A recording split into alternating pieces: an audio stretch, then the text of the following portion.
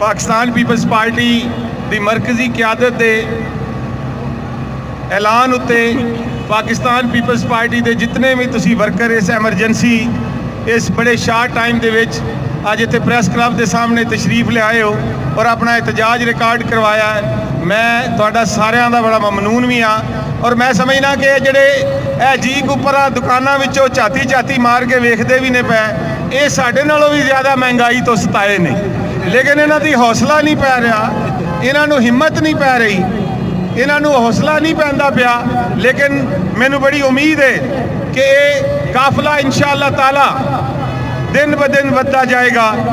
ये महंगाई इस मुल्क की विच लाकानूनीयत बद इंतजामी के खिलाफ पाकिस्तान पीपल्स पार्टी के चेयरमैन जनाब बिलावल भुट्टो जरदारी साहब ने जिहड़ी तहरीक का आगाज़ किया है, मैं समझना कि गो के अजी अज अगर सैकड़ियां वेचां तो मैं तुहानूं ये दस दियां कि इंशाअल्लाह ताला ये वक्त दूर नहीं कि जदों पूरी कौम जनाब बिलावल भुट्टो जरदारी साहब दी दे इस ऐलान उत्ते इस एहतजाजी काल उत्ते इंशाअल्लाह ताला लब्बैक कवेगी।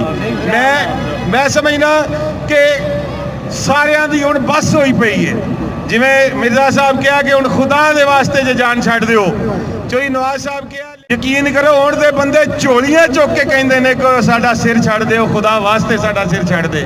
हुण दे बंदे ये आखदे ने कि अगर ये साल डेढ़ हो रहा तो बंदियां ने उंज ही मार छड़ेदा भुख नाल।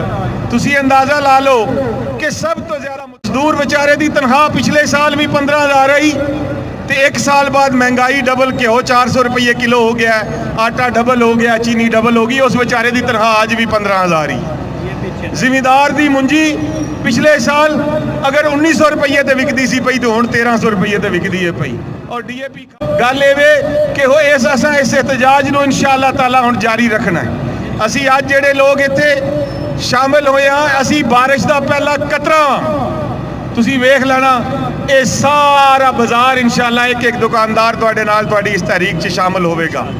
ज्यों ज्यों बरसात दे विच ना आटा लभदा सी ना चीनी लभदी सी, महंगाई क्यामत सी, दहशतगर्दी आम सी, मुल्क च कोई कानून नहीं सी, तो उदों भी लोगों ने पाकिस्तान पीपल्स पार्टी ते इतमाद किया। उदों इस मुल्क के वासियों ने शहीद बीबी नूं आवाज़ दी कि आ जा इस मुल्क नूं बचा। अपने जिले का हाल वेख लो, कतलो गारत, चोरी, डाके, बद इंतजामी, इस तरह के जिहदी तारीख दे विच मिसाल नहीं। तो दोस्तों जदों भी ये मुल्क मुश्किल हालात च होया, जदों भी ये मुल्क इस किसी तंग गली च गया तो उदों इन्होंने किसी ना किसी पुट्टो की लोड़ हुई है, उदों कोई ना कोई पुट्टो आया जिस आके इस मुल्क नूं बचाया है।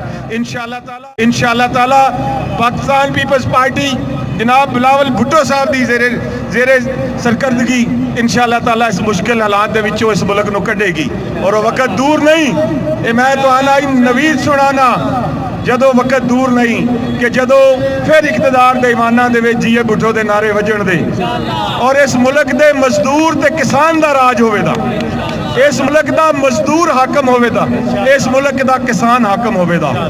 हुण इस टाइम बाहरली दुनिया, इस तो पहले जदों शेरां दी हुकूमत सी उदों सारे मुल्क दे सरमायादार हुक्मरान सन, लेकिन पाकिस्तान पीपल्स पार्टी की जदों भी हुकूमत आई है उन्हें मजदूर वास्ते, उन्हें किसान वास्ते, उन्हें गरीब तबके वास्ते बेहतरी की है, उन्हें अनाज की फरावानी की है, उन्हें जिमींदार को सबसिडी दी है, उन्हें बेनज़ीर इनकम सपोर्ट प्रोग्राम दिता है, उन्होंने एटम बम बनाया, उन्होंने मिसाइल बनाया, उन्होंने फॉरेन पॉलिसी ते ऐसे कारनामे किए ने कि चाइना नाल CPEC साइन किया, ईरान नाल गैस पाइपलाइन साइन की है। हुण तो इन्हां दी कोई डायरैक्शन ही नहीं, तो लिहाजा दोस्तों ये जिम्मेदारी फिर पाकिस्तान पीपल्स पार्टी के कंधियां ते आ गई है। मैं अगे तुहानूं अर्ज की है गो अज तुसी सैकड़ियां विच हो, लेकिन मैं तुहानूं इस गल दी नवीद मसाइल विचों कढेगी, क्योंकि इस जालिम ने आवाम का जीना दो बार कर दिता है। वो घ्यो 150 तो 400 रुपए, सीमेंट 300 तो 750 रुपए, सरिया एक साल दे विच 90 तो 190 रुपए। एडा जुल्म कदी वेख्या सुनिया ही नहीं। लिहाजा अगर हुण भी गूंगे बने रवोदे, हुण भी दुकानां दे विचों चा करके निरा सन वेखदे रवोदे ते तुहाडे उत्ते ही जुल्म होना है। ये जुल्म तो पहले उठ खलोवो। इत्थे तुसीं जितने भी जी आए हो सारे अपनी जिम्मेदारी समझ के हमेशा पाकिस्तान पीपल्स पार्टी की जिहड़ी काल होवे, जिहड़ी एहतजाज की काल होवे, उहदे खिलाफ उठ खड़े हो। और मैं समझना कि इस जालिम का हुण जाना आ गया। इन्हें हुण पुठियां चालां चलनियां शुरू कर दित्तियां। हुण इहदे गिने जा चुके ने। इंशाअल्लाह ताला बहुत जल्द पाकिस्तान पीपल्स पार्टी का राज होवेगा, एक गरीब मजदूर का राज होवेगा, एक किसान का राज होवेगा, एक छोटे दुकानदार का इंशाअल्लाह ताला राज होवेगा।